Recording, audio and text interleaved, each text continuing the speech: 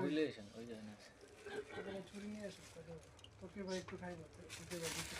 পারলে বিট লবণ লইস কেন ও ভাই একটু লবণ নিয়ে এসো তাহলে বিট লবণ